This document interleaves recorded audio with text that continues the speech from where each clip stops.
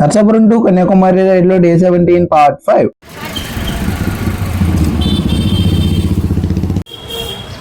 Rameswaram.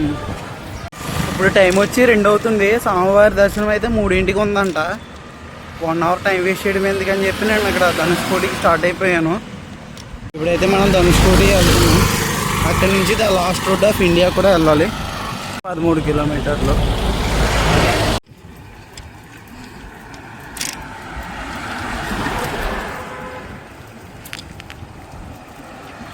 Road of India ఇది.